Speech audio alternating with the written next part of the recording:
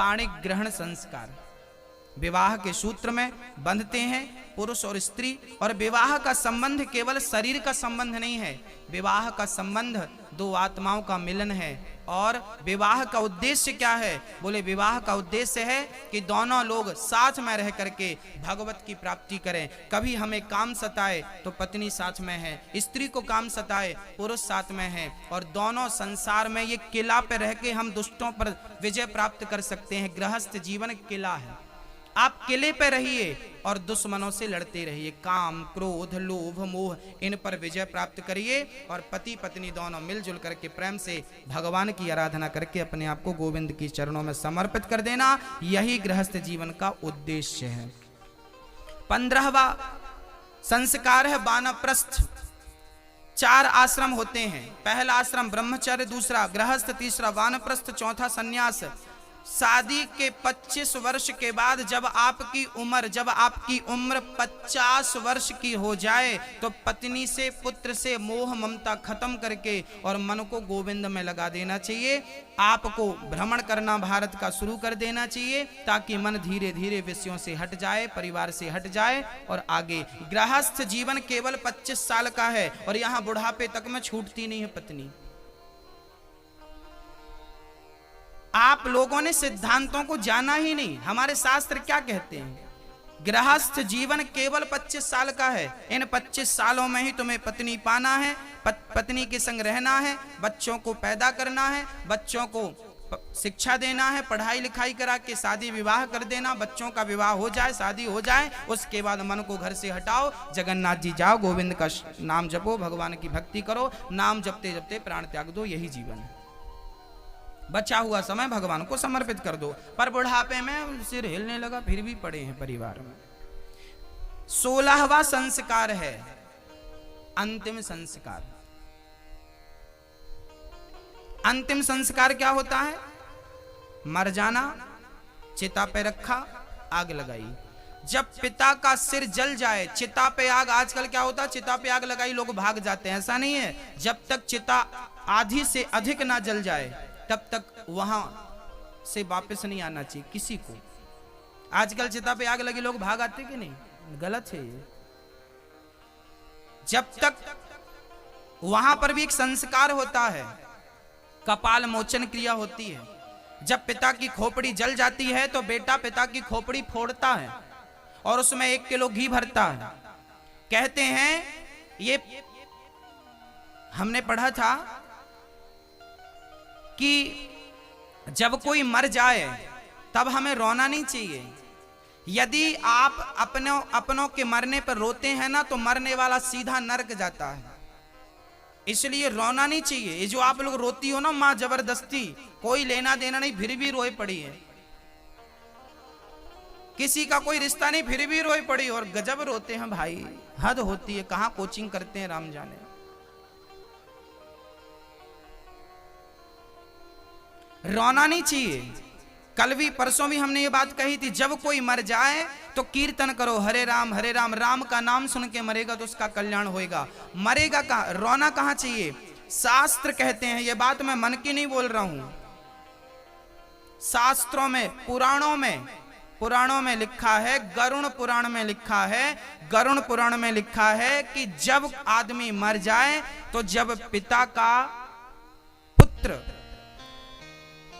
अग्नि दान कर दे, अग्नि लगा दे, उसके बाद कपाल मोचन, जब पिता की खोपड़ी में घी डाले, कपाल मोचन की क्रिया करे, उसके बाद बेटे को रोना चाहिए। कैसा रोना चाहिए? चीख और पुकार के रोना चाहिए, चीख के रोना चाहिए, दहाड़ के रोना चाहिए। उस समय, ऐसा हम नहीं कह रहे हैं, गरुण पुराण कह रहा है। गरुण पुराण में लिखा है कि बेटे को तब रोना चाहिए जब पिता के सिर पे वो घी डाल दे, आधा जलने के बाद, क्रिया करने के बाद उस टाइम पे रोता है तो बेटे की आंखों से जितने आंसू निकलते हैं वो आंसू ही पिंड दान होता है। आंसू का पिंडदान उस मृत व्यक्ति को प्राप्त होता है। पिंडदान भी कई प्रकार के होते हैं, है ना? तो यहां पे नहीं रोना चाहिए, घर पर कीर्तन करना चाहिए, श्री कृष्ण गोविंद हरे मुरारी, हे नाथ नारायण वासुदेव। वहां रोना चाहिए केवल पुत्र को। वो मरने की सच्चाई स्वीकार करो ना, क्यों रोते रहते हो आप लोग? कोई मर गया तो रोने लगे। भाई कौन नहीं मरेगा? ये रोने वालों से पूछो, तुम नहीं मरोगे क्या? आप नहीं मरोगे? मरोगे तो कहां रोना मरने पे किसी के? भाई ये तो भगवान की खेती है। कल हमने गेहूं बोई थी, 4 महीने बाद काट ली। ये तो फसल है विधाता की, आना जाना प्रकृति का नियम है, इससे आप बच नहीं सकते। ना मैं बचूंगा, कौन बचा बताओ किसी का नाम जो बचा हो? इसलिए रोना नहीं चाहिए किसी के मरने पे। हाँ हाँ थोड़ा बहुत दुख लगता है, ठीक है, मन पे रो लिया, हो गया। अब ये कि गला फाड़ के रोए। ये 16 संस्कार थे आपके, समझ में आए? YouTube पर रिवीजन कर लीजिएगा। गर्गाचार्य जी ने नामकरण संस्कार किया। अयम ही रोहिणी पुत्रो रमयन सुहृदयो गुणैः आख्यायास्ते राम इति बलाधिक्यात् बलम विदुः। यशोदा आपकी गोद में रोहिणी का पुत्र है, नाम होगा राम। रमन्त योगी नाम यस्य सह रामः, जो योगियों के हृदय में रमण करे उनका नाम राम। और यशोदा आपके पुत्र का नाम होगा कर्षति कृष्ण। यशोदा बोली बाबा इतना कठिन तैने नाम रखे, मुझको तो समझ में ही ना आए। तो मैया या के हजारन नाम होंगे, अनेक रूप रूपाय विष्णवे प्रभु विष्णवे, विष्णु सहस्त्र नाम, गोपाल सहस्त्र नाम, अनेकों तो नाम है भगवान के। ठीक है, तो मैया बोली बाबा मैं आपको अपने से नाम रख लूं? हाँ हाँ रख लो। तो का नाम रखेगी मैया? अब मैया ने लाला को नाम रखो है। का नाम रखो? कन्हैया को नाम रखा मैया ने कनवा। कनवाया को नाम रखो। जगन्नाथपुरी में भगवान को कालिया कहते हैं। क्या बोलते हैं? कालिया, कलुआ, बलुआ। बलराम जी को बलुआ, कन्हैया को कलुआ। कलुआ बलुआ। मैया बोली मारे तो कलुआ बलुआ है। सरल सो सीधो सो नाम मैया ने रखो। अब भगवान थोड़ी बड़े भये, भगवान ने दिव्य लीला करी है भक्तों। आहा कितनी सुंदर लीलाएं हैं ठाकुर जी की। वत्सान मुंचन क्वचित समय क्रोश संजात हासः स्तेयं स्वादवत्यथ दधिमय दधिपयः कल्पितैस्तेययोगैः।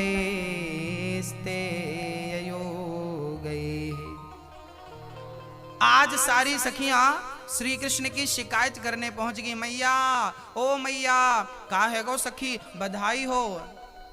बधाई काय बात की? तेरो छोरा चोर बन गयो है।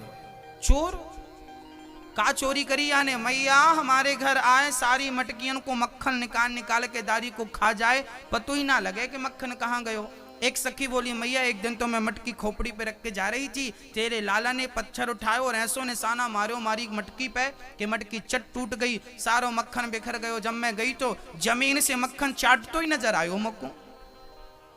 मक्खन गिराए पहले और फिर जमीन में जीभ लगा के चाटे। छोटे छोटे बच्चे कैसे करते हैं? छोटे छोटे बच्चों के हाथ से कुछ गिर जाए तो वो थोड़ी देखते हैं कि इसमें जम्स होंगे कि गंदा होगा कि क्या, ले लेते हैं, वो खा लेते हैं, चाटने भी लगते हैं। कई बच्चों को आपने देखा हो जमीन में कोई चीज गिर जाए तो चाट लेते हैं वो। भगवान भी वही क्रिया कर रहे हैं, सामान्य बन करके आए हैं भगवान। विप्र धैनु सुर संतहिता लीन मनुज अवतार। भगवान बिल्कुल साधारण क्रियाएं कर रहे हैं। भगवान गोपियों का मक्खन जमीन से चाट रहे हैं। एक सखी बोली मैया आज तेरे लाला ने सारे बछड़ों को खूंटे से खोल दिया। तो फिर क्या हुआ? बोले सारे बछड़े गए और दूध पी के आ गए। अच्छा हाँ, सारा दूध दारी के ने बछड़ों को पिवाई दियो। मैया बोलाई च्योरे लाला, एक कन्हैया। कन्हैया छोटे से दौड़े दौड़े आई। मैया काहे गो काहे गो? क्यों रे लाला तेने आज गोपियन के बछड़े खोल दियो खूंटे से? मैया मैंने ना खोलो, ये सखियां इतनी कंजूस हैं कि सारो दूध निकाल लेती, गैया को बछड़ों को पिलाती ना है। तो आज हमने भंडारा कर दियो कि जाओ बछड़ा आज तुम जितनो मन करे सारो दूध पी जाओ। मानो भगवान कहते हैं कि बछड़े खूंटे से बंधे हैं। सच कहता हूं भक्तों, हम ही वो बछड़े हैं जो संसार के खूंटे से बंधे हैं। जब तक ईश्वर कृपा ना करें, जब तक वो ना खोलें, तब तक हम मुक्त नहीं हो सकते। यदि मुक्ति चाहते हो तो गोविंद की शरण में जाओ, और वो चाहेंगे तो ही संसार में बंधा हुआ प्राणी मुक्त हो सकेगा, नहीं तो बार बार जन्म और मृत्यु के चक्कर में उलझा रहेगा, वो मुक्त नहीं हो सकता। सारी गोपियां शिकायत कर रही हैं। एक सखी बोली, च्योरे लाला, मैया तेरे लाला ने ऐसी चोरी करी, ऐसी। आज हमारे ससुर जी खटिया पे सो रहे थे तो दारी के निकाकियों के खटिया उठाए के किनारे हमने आज मटकी के नीचे खटिया रखी थी ससुर जी की, ताकि छोरा मक्खन ना चुरा सकें। ससुर की खटिया पकड़ के रस्सी से ससुर जी को खटिया पे बांध दियो, और ससुर को जगाए के वाकी नाक में सींक डाल दी, और ससुर जी को छींक इतनी आई कि अभी तक छींक ही चल रही है। ससुर जी को बांध के वाके हाथ नाक में सींक डाल दी, और काकियों ब्रजवासियों को गोला बनाए और मटकी के ऊपर जाए के, और लाला ने पूरा मक्खन खायो, और सारो मक्खन खाए के बाद मटकी निकाली और ससुर जी की खोपड़ी में धम्म से फोड़ दी। मैया ऐसी लीला करे तेरो लाला। मैया बोली, च्योरे लाला, गोपियां सही कह रही हैं। कन्हैया बोली, मैया एक नंबर की चोटी है, मारो गाल पकड़ के कवें कि मारे से शादी कर, नहीं शिकायत करवे जाएंगी। मैया मैं इतनों से छोरा हूं, इन सबन से शादी करूंगा बुढ़ियन से। हाँ, अब मैया बोली, लाला एक तरफ तू कहे कि ये गलत है, दूसरी तरफ वो कहे कि तू गलत है, मारी का जो समझ में ना आए। अब मैया ने डिसीजन लियो, सखियों जब तक हमारी छोरा को रंगे हाथों ना पकड़ोगी तब तक हम तुम सबन की बातों को भरोसा ना करेंगे। लाला को गले से लगा कि मैया प्यार करवे लग गई, और सखियां गई लाला को रंगे हाथों पकड़ने का प्लान बनाने लगी।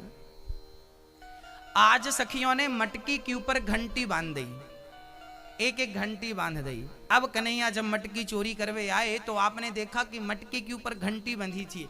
अब भगवान वापस जाने लगे, राम राम आज तो प्लान बिगड़ गया, मटकी पकड़ेंगे, घंटी बजेगी, सखी आए के कान पकड़ेगी। भगवान जाने लगे, घंटी आवाज लगा रही है, सरकार कहाँ जा रहे हो? भगवान बोले, आए तो थे मक्खन चुराने, तुमको क्या जरूरत पड़ी थी? मंदिर में अच्छा नहीं लग रहा था जो मटकी के ऊपर बंधी हो? क्या जरूरत थी तुम्हें मटकी के ऊपर रखवाली करने की? घंटी बोली, सरकार मैं थोड़ी बंधी, गोपी ने बांध दी। तो भगवान बोले, सुनो बंधी हो तो बंधी रहना, पर बजना मत। ठीक है सरकार, नहीं बजेंगे। अब भगवान ने ग्वाल वालों का गोला बनाया, मटकी तक पहुंचे, मक्खन निकाल के सबन को खवाया, घंटी नहीं बजी, आज्ञाकारी है। घंटी बजी ही नहीं। जब सबन ने माखन खाए लियो तो भगवान का मन हुआ नहीं कि मैं भी तो थोड़ी सो मक्खन खाऊं, और ज्यों भगवान माखन खाए भी लगे, घंटी टन टन टन टन टन टन बजने लगी। भगवान बोले, काहे बजबे लगी? घंटी बोली, सरकार ये दुनिया वाले खावे तब मेरो बजनो जरूरी ना है, पर आप भोग लगाएं और मैं ना बजूं, कैसे हो सके? अब तो भगवान पकड़े गए, सखियां आई और सखियों ने धम्म से कन्हैया को पकड़ लिया। एक कान पकड़ रही है, एक हाथ पकड़ रही है, एक अपनी तरफ खींच रही है, एक अपनी तरफ खींच रही है। अरे सखी हाथ टूट जावे गो। एक सखी बोली, लन्नो सो बालक है, आहिस्तो पकड़। अब सखी बड़े प्यार से लाला को पकड़ के अपनी तरफ खींचे, एक अपनी तरफ, एक गले से लगाए, एक बलैया ले, एक गाल को चूमने लगी, तो एक श्याम सुंदर की नजर उतारवे लगी। कन्हैया बोले, मकसद कहा तुम सबन को पकड़वे को? एक सखी बोली, लाला हम तो कुछ छोड़ देंगी। हाँ तो जल्दी छोड़, एक शर्त पे छोड़ेंगी। क्या? बोले, एक बार तुम हमें नाच के दिखा दो। अब सारी सखियां गोल बना के खड़ी हो गईं, बीच पे कन्हैया को खड़ा किया और कन्हैया से कह रही हैं तुम नाच के दिखाओ। अब कन्हैया भी कम नहीं, कन्हैया बोले कि हम नाचेंगे तो तुम का दोगी हमें? बोले, का चाहिए तो को?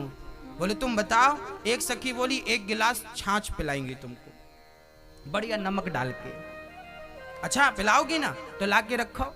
हाँ अभी लाती हैं, पहले नाचो तो। नहीं, एक हाथ से लेना, एक हाथ से देना। एक सखी गिलास में मक्खन छाछ मही मट्ठा भर के लाई और नमक डाल करके खड़ी हो गई। अब कन्हैया नाचने लगे, और एक बार नाचे और गिलास से मुंह लगा के छाछ पी ले।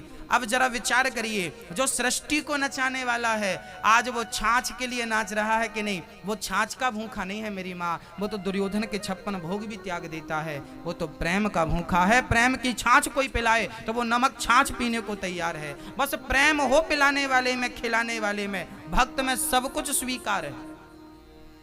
ताही अहिरी की छोहरियां छछियां भरी छाछ पे नाच नचावे। दुनिया को नचाने वाला अखिल ब्रह्मांड को आज गोपियों ने अपने सारों पे नचाया। एक सखी बोल रही है मैं नेक मक्खन दूंगी तू नाच, कन्हैया नाचवे लगे। सखी बोली ऐसो ना नाचवे, मक्खन मिलेगो तो नाच भी अच्छे वालों चाहिए। कौन सो? बोलो एक हाथ सिर पे रखो, दूसरो कमर पे रखो और ऐसे ऐसे नाचो। अब गोपियों के लिए भगवान वैसे ही नाचने लगे जैसे उनकी इच्छा थी। ये क्या चल रहा है? ये लीला चल रही है। ये ऐसी लीला थी कि भक्त जो चाहेगा भगवान वो करेगा, अर्थात भगवान भक्त के अधीन है। भक्त की जो इच्छा होती है भगवान उसे निश्चित पूरा करते हैं। यही तो भगवान का स्वभाव है, यही स्वभाव है। जाकी रही भावना जैसी, प्रभु मूरत देखी तिन तैसी। भक्त को कल्पना करने की देर है कि मुझे इस प्रकार का भगवान चाहिए। भगवान उस रूप में प्रकट हो जाएंगे। अनेक रूप आया, अनेक रूप हैं। भगवान हर रूप में भक्त के लिए प्रकट हो सकते हैं। गोपियों ने कन्हैया का दर्शन किया। ये जो शिकायत थी ना, ये केवल बहाना था। सच्चाई तो यह थी कि गोपियों को कृष्ण का दर्शन करके ही जी लगता था किसी भी कार्य में। वो बिना दर्शन के रह ही नहीं पाती थी, रोने लग जाती थी, शिकायत के बहाने चली जाती थी और बस कृष्ण का दर्शन चाहती थी। हाँ, केवल कृष्ण, केवल कृष्ण। ये सुंदर सी बाल लीला है। एक दिन क्या हुआ कि भगवान श्री कृष्ण आज मिट्टी भक्षण करते हैं। आज भगवान को यमुना के तट पर भगवान श्री कृष्ण को लेकर मां यशोदा गई तो आज भगवान ने मिट्टी खाई। क्या खा लिया? मिट्टी। यशोदा ने ऐसा कौन सा पुण्य किया था जिस पुण्य के कारण श्री कृष्ण उनकी गोद में खेल रहे हैं? इस प्रसंग पर प्रकाश डालेंगे। यशोदा कौन थी पूर्व जन्म में, नंद बाबा कौन थे पूर्व जन्म में, और मिट्टी खा रहे हैं भगवान। मैया बोली चौरे लाला मुंह खोल, खोल, मुंह खोल। अच्छा, तैने मिट्टी खाई है? कन्हैया बोले ना मैया मैंने माटी ना खाई। तो मुंह खोल। भगवान ने अपना मुंह खोल के दिखा दिया और ज्यों भगवान का इतना सा मुंह खुला तो इतने से मुख पर पूरा ब्रह्मांड, अतल वितल सुतल तलातल रसातल महातल भूर भुवः स्वः, ब्रह्मलोक स्वर्गलोक सत्यलोक सब नजर आया। अब मैया घबराई, राम राम ये मेरो छोरा है कि भगवान है, या कि इतने से मुखड़े में पूरा संसार नजर आए, समुद्र नदियां शिवलोक ब्रह्मलोक सब नजर आए गया। अब मैया समझ गई मेरो छोरा साधारण ना यो भगवान है, दारी के ने पूतना को यही से मार दियो। अब मैया हाथ जोड़वे लगी। अब कन्हैया समझे राम राम यदि मैया मोको भगवान मान में लग जाएगी तो जो लीला करवे आयो हूं वो लीला अधूरी रह जाएगी। तब भगवान ने अपनी कृपा से मैया ने जो देखा सब भूल गई। अब प्रश्न यहाँ खड़ा ये हो गया कि जब सब कुछ भुलाना ही था तो फिर दिखाया क्यों? अब यहाँ मैं आपको एक बात समझाऊंगा। कई बार आप लोगों को ना भगवान पर संदेह होने लगता है। जब भगवान की लीलाएं हम सुनते हैं कि मक्खन चोरी करी, मटकी तोड़ी, ये लीला करी, रास रचाया, तो आपको संदेह होता है ये कैसा भगवान है, चोरी करता है? आपको संदेह हो जाता है। आपको संदेह ना हो इसलिए भगवान ने अपना मुंह खोल के इतने से मुंह पे पूरा ब्रह्मांड इसलिए दिखाया कि मैं साधारण लीलाएं कर जरूर रहा हूं पर मैं हूं असाधारण। मुझे साधारण मानने की गलती ना करना। मैं परम पिता परमात्मा अखिल ब्रह्मांड नायक हूं, भक्तों के लिए साधारण सी लीलाएं कर रहा हूं। आप भगवान पर संदेह ना करें, इसलिए भगवान को ये लीला करनी पड़ी। कई बार संदेह हो जाता है भगवान, ये कैसा भगवान है ना, होता है कि नहीं? कई लोगों को संदेह हो जाता है। तो भगवान संदेह का नहीं, श्रद्धा का सब्जेक्ट है, इसलिए भगवान को मुंह खोलकर दिखाना पड़ा। कई बार, एक बार ना एक कुएं में एक आदमी गिर गया तो दूसरा आदमी कुएं पे उस गिरे हुए आदमी को बचाने उतरा। एक उतरा था, एक गिरा था, पर जब दोनों कुएं पे खड़े तो तीसरे ने देखा भाई कुएं पे एक नहीं दो गिरे हैं। कुएं पे दिख कितने रहे हैं? कुएं पे दिख कितने रहे हैं? दो, जबकि एक गिरा था और दूसरा उतरा था। गिरना अलग बात है, उतरना अलग बात है। ये संसार एक कुआं है, तेना परहि भव कूपा। ये संसार एक कुआं है, इस कुएं में हम सभी गिरे हुए प्राणी हैं, और हम गिरे हुए प्राणी को बचाने के लिए भगवान उतरते हैं, अवतार लेते हैं। भगवान राम, भगवान कृष्ण, वामन, नरसिंह अवतार इसलिए लेते हैं ताकि हम पतितों को पावन कर सकें, गिरे को बचा सकें। पर कुछ लोग हैं कि कुएं पर 2 गिरे हैं ऐसा कहने लगे। ये वही लोग हैं जो भगवान को भी गिरा हुआ मान रहे हैं। भगवान इस कुएं में गिरे नहीं है, उतरे हैं। भगवान का जन्म नहीं होता, याद रखिएगा, भगवान का जन्म नहीं होता, प्राकट्य होता। भय प्रगट कृपाला दीन दयाला। हाँ, भगवान का वैसे जन्म नहीं होता जैसे आपका और हमारा हुआ। भगवान गर्भ में भी नहीं जाते, परंतु भगवान भक्तों के लिए उत्तरा के गर्भ में जरूर गए हैं। भगवान प्रकट होते हैं, चतुर्भुज रूप में प्रकट भय हैं। भय प्रकट कृपाला दीन दयाला लिखा, भागवत में भी लिखा ठाकुर जी प्रकट हो गए। तो ये प्राकट्य की लीला है, ये जन्म की लीला नहीं है। भगवान को धारण करने के लिए गर्भ कौन सा होगा, वो तो निमित्त बनाया है सरकार। भगवान भगवान है, उनको इन आंखों से नहीं समझा जा सकता, इस बुद्धि से जाना नहीं जा सकता। जिन्हें ब्रह्मा ना जान पाए मुह्यंत यत् सूर्या, उन्हें हम और आप क्या जान पाएंगे। प्रिय भक्तों, भगवान सारी लीलाएं इसलिए करते हैं कि आप उन लीलाओं को सुने और अपने जीवन को कृतार्थ कर लें, है ना। एक राजा था। उस राजा ने अपने गुरुजी से कहा, गुरुजी,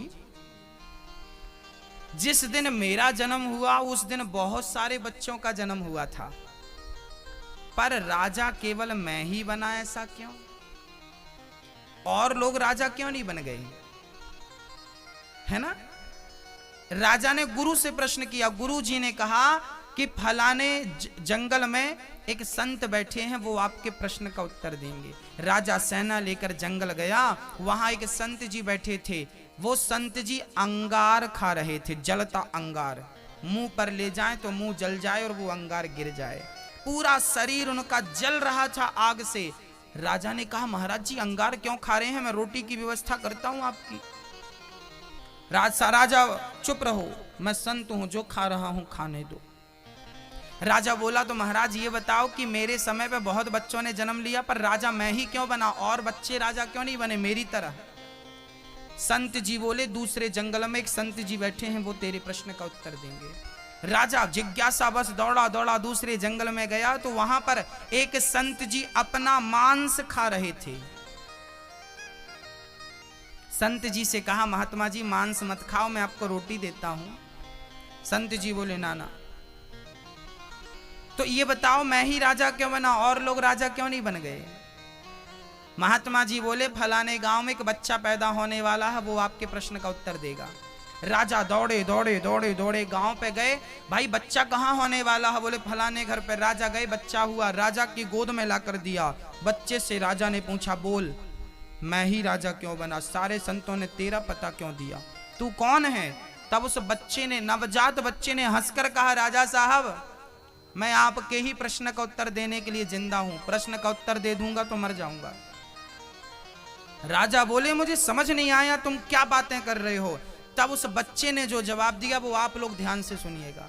उस नन्हे से बच्चे ने कहा, राजा साहब वो संत जी जो अंगार खा रहे थे, वो संत जी जो अपना मांस खा रहे थे, और मैं और आप, हम चारों सगे भाई थे पिछले जन्म में। क्या थे, सगे भाई थे। क्या हुआ, हम चारों जंगल पर रास्ता भटक गए थे, हम चारों लोग बड़े भूखे थे। एक बार हमें भोजन मिला, हम चारों को भोजन मिला। हम चारों नदी के किनारे बैठकर भोजन करने ही वाले थे कि एक भिखारी आया और वो कहने लगा, भैया बड़ी भूख लगी है। एक भूखा व्यक्ति हमसे कहने लगा, भाई बड़ी भूख लगी है, 2 रोटी हमें भी दे दो। तो बड़े भाई ने कह दिया, क्यों, हम तुझे रोटी दे देंगे तो अंगार खाएंगे क्या।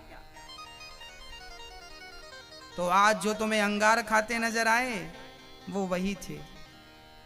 दूसरे से मांगा, भाई आप रोटी दे दो। दूसरे ने कहा, हम तुझे देंगे तो क्या हम अपना मांस खाएंगे। आज वो अपना मांस खा रहा। हमसे बोला कि आप हमें रोटी दे दो, तो हमने कहा कि हम तुझे भोजन करा देंगे तो हम भूखे मर नहीं जाएंगे, तो हम अभी जन्म लिए हैं, अभी मर जाएंगे। परंतु आपने, जब उसने आपसे कहा कि भैया भूख लगी है हमें रोटी दे दो, तो आपने अपनी थाली खिसका दी और कहा कि आप भोजन कर लो। पिछले जन्म में आपने अन्नदान किया था, भोजन का दान किया था, रोटी का दान दिया था, इसलिए इस जन्म में आप राजा बन करके आए हैं। ईश्वर ने आपको राजा बनाया क्योंकि आपने अन्नदान दिया था, भोजन कराया था। इसलिए मैं आपसे निवेदन करता हूं भक्तों कि आप अभी जो वृंदावन में वृद्ध माताओं के लिए वृद्धाश्रम बनने जा रहा है, जहां वृद्ध दीन दुखी माताएं, जो बच्चे घर से माँ बाप को निकाल चुके हैं, ऐसी वृद्ध माओं की सेवा के लिए आप उन्हें रोटी दे सकते हैं, आप उन्हें अन्न का दान कर सकते हैं। यदि आपने उन्हें भोजन दान किया तो मुझे लगता है कि वो भोजन माँ तक तो पहुंचेगा, पर साक्षी भगवान बनेंगे कि आपने माँ को भोजन दिया है। और आपके घर में उनकी दुआ से सुख शांति समृद्धि ना जाने कितने गुना धन बढ़ेगा। दानम दुर्गति नाशनम, कहते हैं कि दान दुर्गति को समाप्त कर देता है। भक्तों, जैसे एक बाल्टी पानी से एक गिलास पानी निकाल दिया जाए तो क्या बाल्टी खाली हो जाती है? नहीं ना। लेकिन उस एक गिलास पानी से किसी प्यासे की प्यास बुझ जाती है।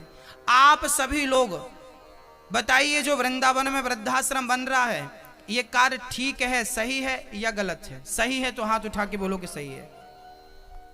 सही है ना?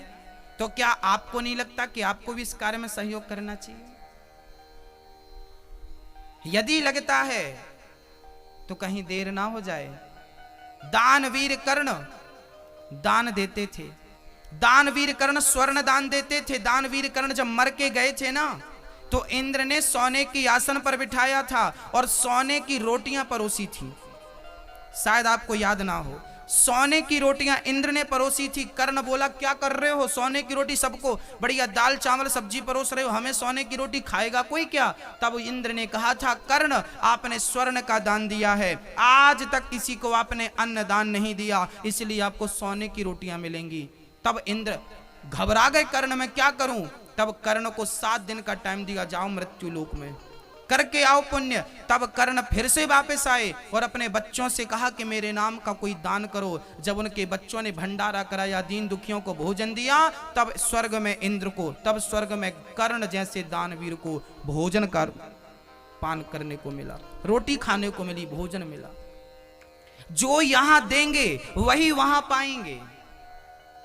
इसलिए आप जो दान कर रहे हैं वो वृद्ध माओं के लिए नहीं है, वो माओ के पेट से ईश्वर के पेट जाएगा। कैसे? जैसे गर्भवती माँ जब खाती है ना, तो माँ का खाया हुआ बच्चे के पेट में अपने आप चला जाता है। हाँ या ना? हाँ या ना?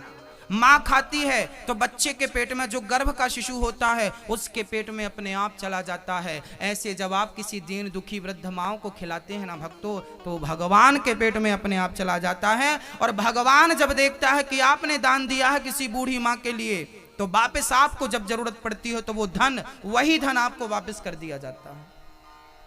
भक्तों, आप ये ना सोचें कि आपके धन की मुझे जरूरत है, मुझे नहीं चाहिए।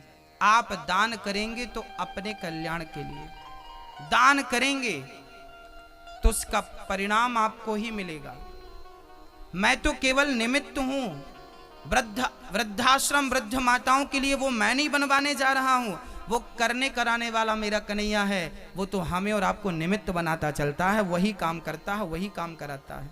यदि इस निमित्त में आप भी सहभागी बनना चाहें, आपकी एक ईंट कम से कम उस आश्रम में तो लगे, आपका इतना सा सहयोग तो कम से कम उस आश्रम में लगे।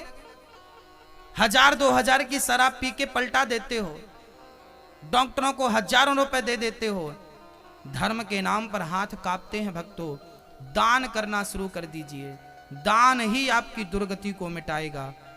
इसलिए हमें जरूर इन वृद्ध माओं के लिए, राजा दानवीर कर्ण ने अन्न का दान दिया, राजा क्यों बना? क्योंकि भोजन का दान दिया। भक्तों, यदि आपको लगता है कि इस कार्य में आपको भी जुड़ना चाहिए, आप एक बूढ़ी माँ को गोद ले सकते हैं और एक माँ को जीवन भर भोजन करा सकते हैं। यदि आपको सहयोग करना है, आप आकर अपना नाम बोलिए, आपके नाम की घोषणा होगी। यदि आपको ईश्वर ने सामर्थ्यवान बनाया है तो मुझे लगता है कि इस कार्य से जरूर जुड़ना चाहिए, क्योंकि ये देश का कार्य है, क्योंकि ये समाज से जुड़ा हुआ कार्य है।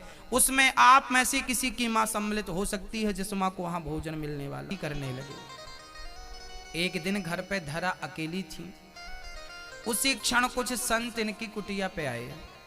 कहा, भिक्षाम देही, हे देवी, बड़ी भूख लगी है, क्या भोजन मिलेगा? धरा ने कहा, जरूर मिलेगा। धरा ने संतों को आसन दिया। संतों ने कहा, हम स्नान करके आते हैं, आप तब तक भोजन की तैयारी करो। उस समय धरा के पास अन्न का एक दाना भी नहीं था और घर पे 4 संत बैठे थे और भूखे थे। हाँ मैया जी, हो गई गप्पे? अब ध्यान से सुन लो मेरी माँ। धरा घर पे अकेली थी, 4 संत बैठे थे, भोजन की व्यवस्था करनी थी। संत स्नान करने गए। अब धरा ने विचार किया, क्या दे दूं संतों को? तो पास में ही एक गांव था। धरा गांव पे एक साहूकार के घर चली गई। साहूकार जी, हमें बड़ी जरूरत है 2 रुपए की, आप 2 रुपए हमें उधार दे दीजिए, हम जंगल की लकड़ी बेचकर जल्दी से आपका पैसा उतार देंगे। वो साहूकार जो थे, उनकी नीयत अच्छी नहीं थी। उन्होंने कहा कि पहले गिरवी रखना पड़ेगा, कुछ सोना रखो, चांदी रखो, तब 2 रुपए मिलेगा। धरा बोली, मेरे पास कुछ नहीं है, यदि आपको लेना ही है तो मैं वचन दे सकती हूं कि 1 महीने में लकड़ी बेचकर आपका 2 रुपए पूरा चुका दूंगी। साहूकार बोला कि वैसे तुम हो बहुत सुंदर, यदि तुम अपने आप को हमें देती हो तो हम तुम्हें 2 रुपए यूं ही दे देंगे। सेठ की नीयत बिगड़ गई, दृष्टि बिगड़ गई। अब धरा उसके भावों को, इतनी भोली थी धरा के समझ नहीं पाई। धरा ने क्लियर पूछा, क्या चाहिए आपको? सेठ ने कहा कि तुम 2 रुपए के बदले यदि तुम अपने आप को समर्पित कर दो तो मैं तुम्हें 2 रुपए देता हूं। धरा बोली, मंजूर है, मैं आपके घर रोज झाड़ू पोंछा करके चली जाऊंगी, मैं अपने आप को आपके चरणों में समर्पित कर दूंगा। आपके घर के बर्तन, आपके घर की झाड़ू, आपका पोंछा, जब तक 2 रुपए नहीं चुक जाता मैं आपकी सेवा करती रहूंगी। सेठ बोला, हमें ऐसे नहीं कराना। तो सेठ ने धरा के स्तनों की तरफ इशारा किया। कहा, देवी तुम बहुत सुंदर हो और तुम्हारे ये जो स्तन हैं ये हमें बड़े प्रिय लग रहे हैं, यदि तुम अपने स्तन हमें दे दो तो हम तुम्हें 2 रुपए दे सकते हैं। धरा ने कहा, अच्छा, यदि हम अपने स्तन आपको देंगे तो आप हमें 2 रुपए दे देंगे? हाँ हाँ। तो धरा बोली, मंजूर है। पास में ही चाकू पड़ी थी। धरा ने चाकू उठाई और अपने दोनों स्तनों को काट दिया। काट कर सेठ की तराजू पे रखा, 2 रुपए उठाए। सेठ जी, हिसाब किताब बराबर, आपको मेरे स्तन चाहिए थे, आपके पास स्तन है, मुझे 2 रुपए चाहिए थे, 2 रुपए मैंने लिए। चल पड़ी, बाजार से सामान खरीदा, संतों के लिए भोजन बनाया, संतों की थाली परोसी। संतों ने देखा, बेटी ये तेरा शरीर रक्त से क्यों भीगा है? संतों के कहने पर धरा ने कहा, पहले भोजन कर लीजिए, फिर मैं आपको बताऊंगी। संतों ने प्रेम से भोजन किया, पर भोजन में मन नहीं लग रहा था। देवी बताओ तुम्हें क्या हुआ? किसी ने मारा, किसी ने कोई कष्ट दिया, क्या हुआ? तब धरा ने कहा, संत जी आपकी थाली पर जो रोटी है उन रोटियों के बदले मुझे अपने स्तनों का दान करना पड़ा, अपने स्तनों की कुर्बानी चढ़ानी देनी पड़ी है। अब वो संत तो संत ही थे, पर यशोदा के पर धरा के उसे त्याग से, उसे तपस्या से और दान से, किसी ने धन का दान किया होगा, पर आज उस धरा ने संत सेवा के लिए अपने स्तनों का दान कर दिया। भगवान प्रकट हो गए, देवी मैं आपके दान से, आपके त्याग से, आपकी भक्ति से प्रसन्न हुआ। आपने दान किया है स्तनों का, अगले जन्म में अब मैं आपका पुत्र बनके आपके स्तनों का पान करूंगा। वही धरा यशोदा बनी और वही नारायण आज कृष्ण बनकर यशोदा की गोद में खेल रहे हैं। कृष्ण को पाने के लिए यशोदा को तप करना पड़ा। तप क्या था? स्तनों का दान करना पड़ा। बिना दान के कुछ मिलता कहां है भक्तों? आपने आज जो भी पाया है, आपने कोई पुण्य किया होगा, किसी जन्म में उसका प्रतिफल आज आपको मिल रहा है। हाँ, ये धरा के पूर्व जन्म की कथा है। एकदा गृहदासीसु यशोदानंद गेहिनी कर्मांतर नियुक्तासु निर्ममंथ स्वयं दधी। एक दिन मां यशोदा दही मंथन कर रही थी कि तभी कन्हैया पालने से उठे और दौड़ कर आए, मैया बड़ी भूख लगी है, मुझको दूध पिलाए दे। मैया बोली, लाला अभी दूध ना है मिलोगो, तेरे लिए बढ़िया ताजो ताजो मक्खन निकाल रही हूं, मक्खन निकल जावेगो फिर तू मक्खन खाइयो। कन्हैया बोले, मुझको मक्खन ना चाहिए, तेरे दूध चाहिए। अब भगवान को मैया ने गोद पे लिया और अपना स्तन मुंह पे दे दिया। भगवान मां का दूध पीने लगे। तभी मां ने देखा कि चूल्हे पर हमने दूध चढ़ाया था वो उफनने लगा, मानो चूल्हे का दूध कह रहा है कि यशोदा तू अपना दूध पिला के कन्हैया का पेट भर देगी तो मेरा दूध कौन पिएगा, तो मुझे तो मर जाना चाहिए। तो अपनी आहुति दे रहा है कि अब मैं जी कर क्या करूंगा, कृष्ण के काम नहीं आया तो अब रहकर क्या करूंगा। तो चूल्हे का दूध उतारने यशोदा गई और यहाँ कन्हैया ने देखा, लो पूत को छोड़कर दूध को उतारती है, पूत से मोह नहीं करती, दूध से मोह करती है। भगवान ने लाठी उठाई और जिस मटकी पे मक्खन था उठा के पटक दिया, मटकी टूटी, सारा मक्खन बह गया। भगवान घर की सारी मटकियों को तोड़ने लगे। अब मैया बाहर आई तो देखा कि सारी मटकियां टूटी हैं और भगवान जाकर कोने पे छिपे खड़े थे कि मैया देखेगी तो मारेगी जरूर। अब मैया को क्रोध आया, आंखें लाल लाल हो गईं। आज छोरा की खबर लाऊं, मारे सास के हाथ की मटकी दारी के ने तोड़ दी, मारी आजी सास के हाथ की मटकी दारी के ने तोड़ दी, मारी मौसी सास के हाथ की मटकी दारी के ने तोड़ दी। अब लाठी उठाई और लाला को पकड़वे दौड़ी। छोटे से कन्हैया, बड़ी सी मैया, आगे आगे लाला, पीछे पीछे मैया भाग रही है। विचार करिए, जो भगवान 3 पग भूमि में बामन बनकर सृष्टि नाप लेता हो 2 पग में, क्या वो भगवान भागेगा तो कोई पकड़ सकता है उन्हें? है हिम्मत किसी के अंदर?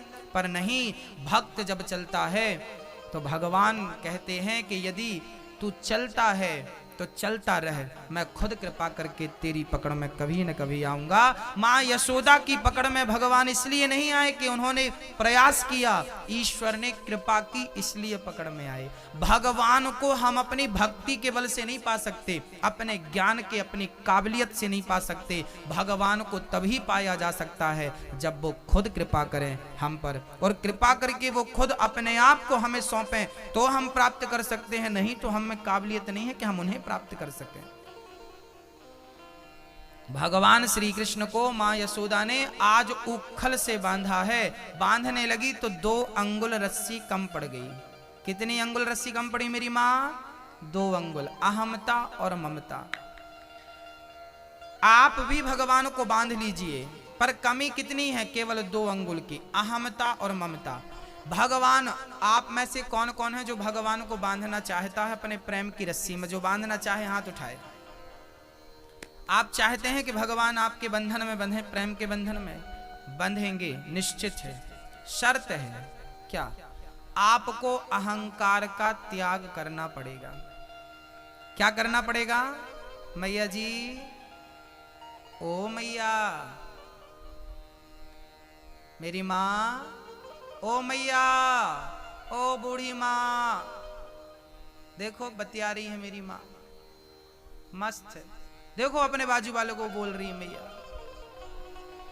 मेरी मां सुन लो, बातें तो घर पे भी हो जाएंगी, हाँ, हमें क्या त्यागना है मेरी माँ भैया जी? अहंकार त्यागना। अच्छा, आप में से कितने लोग यहां पर हैं जिनको अहंकार है? आप अहंकारी हैं कि नहीं? हाँ कि ना? है ना? हैं? भाई आप लोग हो अहंकारी? माताओं के पास कम रहता है अहंकार, पुरुषों के पास ज्यादा रहता है। पर माओ को भी बड़ा वाला हार वार मिल जाए ना तो ये भी फिर लटकाए घूमती हैं ऐसी ऐसी। हमारे पास तो है, तुम्हारे पास है? अहंकार की बीमारी से मुझे लगता है शायद कोई बचा हो, वही बचा होगा जिसे गोविंद बचाना चाहते हैं, क्योंकि हम में ताकत नहीं है कि हम बच सके। इसलिए हमें रोज प्रार्थना करनी चाहिए कि हे प्रभु, अहंकार कभी ना आए, क्रोध कभी ना आए, लोभ कभी ना आए, काम वासना कभी ना सताए। प्रार्थना करनी चाहिए कि हे प्रभु, मैं आपको कभी भूलूं नहीं, हे प्रभु मैं आपको कभी भूलूं नहीं। हे प्रभु, बोलो एक बार, हे प्रभु मैं आपको कभी भूलूं नहीं। अहंकार भैया जी, कई बार आप लोग ये कहते हुए पाए जाते हैं कि मैं ना होता तो तुम मर जाते, मैंने ये किया। एक दादाजी सुठालिया के बोल रहे थे, हमने तो 4 बेटियों का विवाह किया, 2 बहनों का विवाह किया, हमने ये किया, हमने। अब हम इनसे पूछ रहे हैं कि तुम ना होते तो क्या तुम्हारी बहन और बेटियां भी कुंवारी बैठी रहती? बताओ, आप ना होते तो क्या आपकी बहन और आपकी बेटी अभी तक कुंवारी बैठी रहती? होता कि नहीं विवाह? जिनके कोई नहीं उनका होता कि नहीं सब कुछ? आपने ये भ्रांति जो पाल रखी है ना, मैंने किया, हमने किया, ये गलत है। आप कुछ नहीं करते भक्तों, सब कुछ करने कराने वाला कन्हैया है। करते हो तुम कन्हैया, मेरा नाम हो रहा है, मेरा आपकी कृपा से सब काम हो रहा। सब वही करता है, हम माथा पीटते रहते हैं, छाती पीटते रहते हैं, हमने ये किया, हमने वो किया। क्या किया आपने? कई लोग मरते भी नहीं इस चक्कर में कि हमारे बाद क्या होगा। कई लोगों को बाद की भी चिंताएं खाई जा रही हैं। कई लोग, बूढ़े लोग चिंता में हैं, हमारे बाद क्या होगा, हमारे बाद। अरे तुम्हारे बाद सब बढ़िया होगा, तुम मरो आराम से, सब बढ़िया होगा। तुम्हारे बाप दादे मर गए, कुछ बिगड़ा कि तुम्हारे मरने से कुछ बिगड़ेगा? अच्छा बताओ, आपके बाप दादे सब मर गए, उनके जाने से कुछ बिगड़ा? नहीं बिगड़ा। तो आप लोग मर जाओगे तो बिगड़ेगा कुछ? ये सब बातें हैं, हमारे बाद क्या होगा, क्या। अरे बढ़िया होगा, तुम तैयारी अपनी करो। यहां कुछ नहीं बिगड़ता किसी के बिना।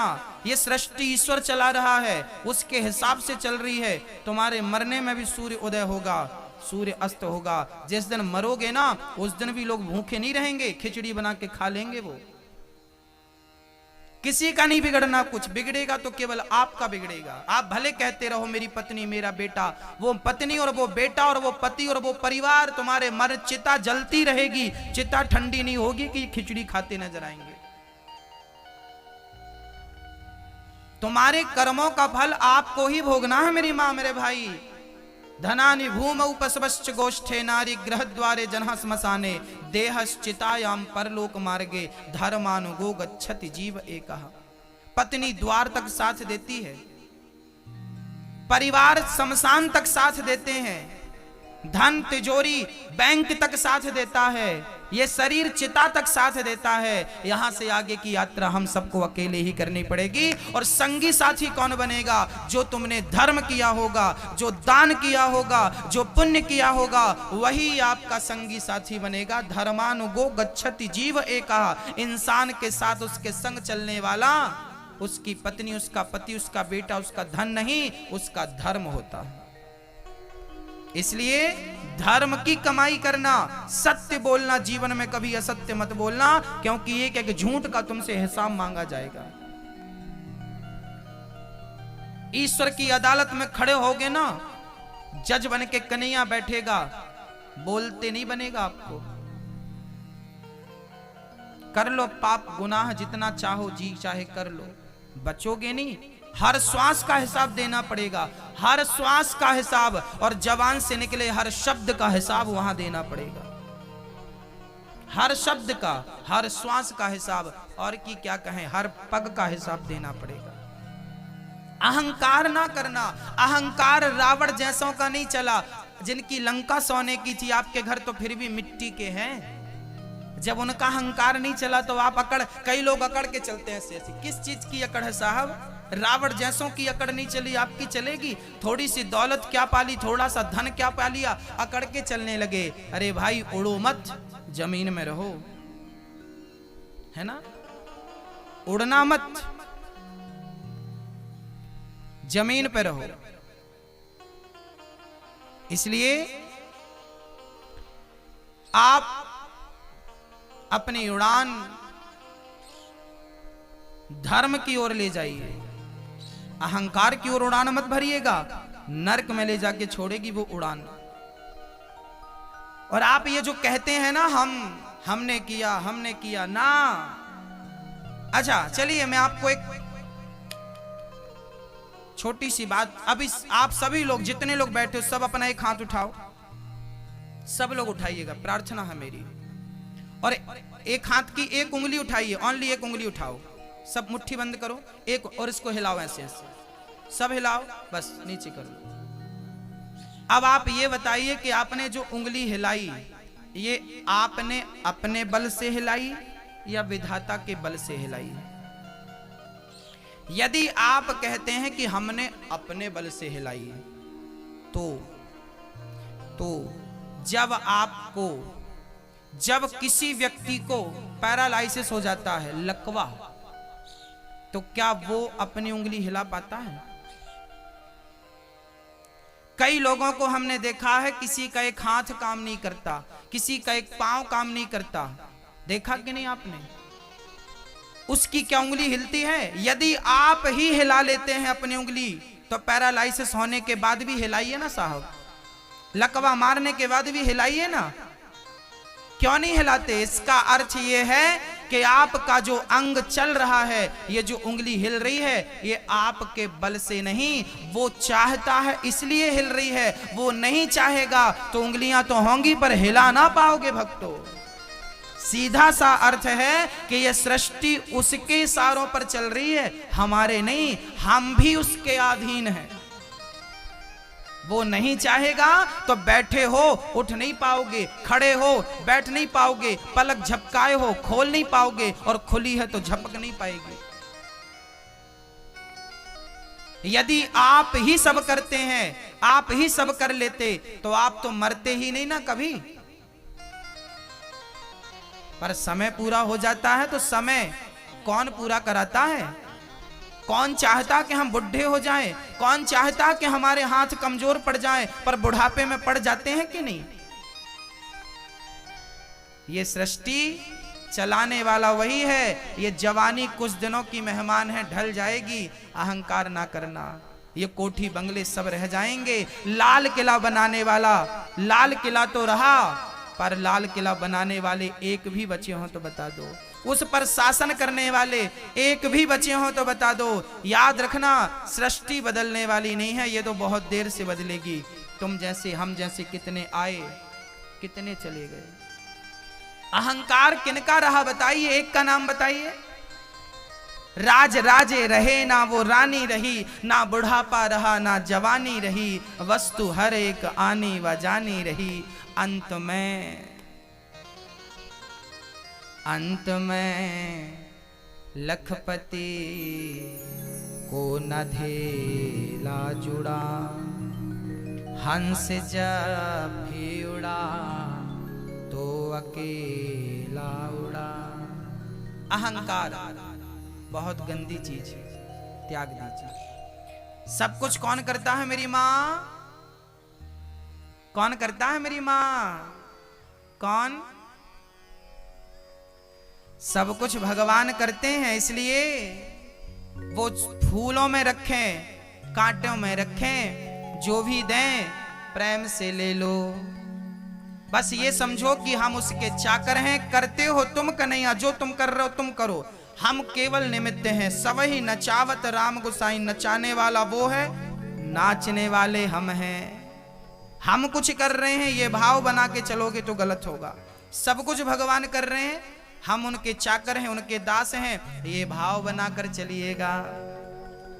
अच्छा एक बात बताइए, आपके यहाँ बैंक है कि नहीं है ना? उस बैंक में एक मैनेजर भी होगा। अब ये बताओ क्या वो बैंक उस मैनेजर की है?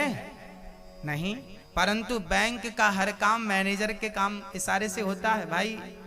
मैनेजर जो चाहेगा लगभग वही होगा। बैंक का ताला भी मैनेजर के इशारे से खुलता है, जबकि मालिक कोई और है पर मैनेजर मैनेजमेंट करता है। ऐसे ही आप अपने घर परिवार के मैनेजर बनो, मुनीम बनो, मालिक मत बनो। जैसे बैंक का मालिक गवर्नमेंट है, सरकार है, ऐसे ही हम सभी के मालिक हमारे सरकार कन्हैया हैं और आप और हम उनके चाकर बन के रहें, नौकर बन के रहें। जैसे बैंक का मैनेजर पूरा हिसाब किताब करता है, सारे कर्मचारियों को देखता है कौन काम कर रहा है कौन काम नहीं कर रहा है, ऐसे ही आप अपने परिवार को देखिए, पत्नी को, पुत्रों को सही मार्ग पर चलाइए। पत्नी के आप मालिक नहीं है, पुत्रों के आप मालिक नहीं है, मालिक कौन है? भगवान मालिक हैं। हो तेरे फूलों से भी प्यार, हो तेरे कांटों से भी प्यार, तू जो भी देना चाहे दे दे मेरे सरकार, तू जो भी देना चाहे दे दे मेरे सरकार। तेरे फूलों से भी प्यार, तेरे कांटों से भी प्यार, तेरे फूलों से भी प्यार, तेरे कांटों से भी प्यार, तू जो भी देना चाहे दे दे मेरे सरकार, तू जो भी देना चाहे दे दे मेरे सरकार। तेरे फूलों से भी प्यार, तेरे कांटों से भी प्यार।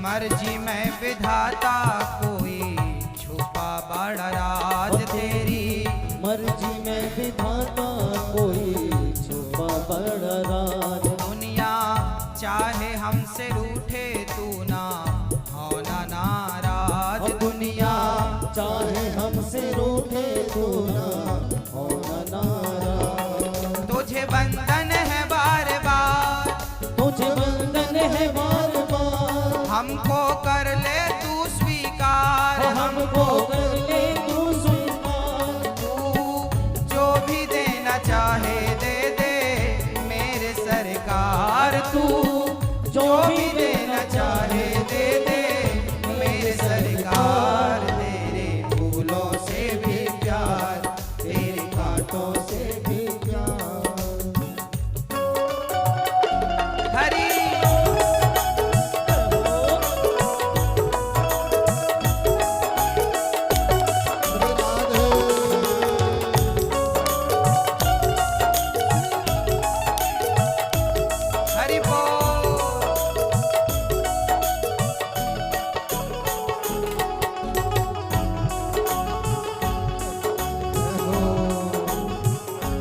हमको दोनों है पसंद तेरी धूप और छाँव, हमको दोनों है पसंद तेरी धूप और छाँव। दाता किसी भी दिशा में ले चल जिंदगी की नाव, दाता किसी भी दिशा में ले चल जिंदगी की नाव। आप में से कितने लोगों को ठाकुर जी के पुष्पों से भी प्यार है और कांटों से भी? कन्हैया तू जैसे रखेगा हम वैसे रह लेंगे। क्या लिखा है किसी लेखक ने, जरा शब्दों पे गौर करिएगा। हमको दोनों है पसंद तेरी धूप और छाव हमको दोनों है पसंद तेरी, धूप और छाँव। दाता किसी भी दिशा में ले चल जिंदगी की नाव। दाता किसी भी दिशा में ले चल जिंदगी की नाव। चाहे हमें लगा दे पार, चाहे हमें लगा दे पार, या डूबा दे तू मझधार, या डूबा दे तू मझधार। तू जो भी देना चाहे दे दे मेरे सरकार। तू जो भी देना चाहे दे दे मेरे सरकार। तेरे फूलों से भी प्यार, तेरे कांटों से भी प्यार।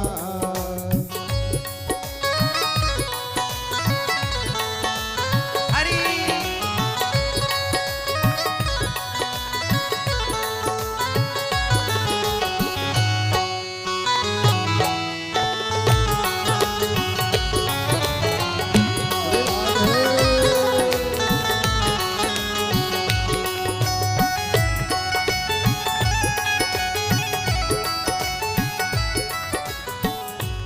तेरे फूलों से भी प्यार, तेरे कांटों से भी प्यार, तेरे फूलों से भी प्यार, तेरे कांटों से भी प्यार। तू जो भी देना चाहे दे दे मेरे सरकार। तू जो भी देना चाहे दे दे मेरे सरकार। तेरे फूलों से भी प्यार, तेरे कांटों से भी प्यार, तेरे फूलों से भी प्यार, तेरे कांटों से भी प्यार।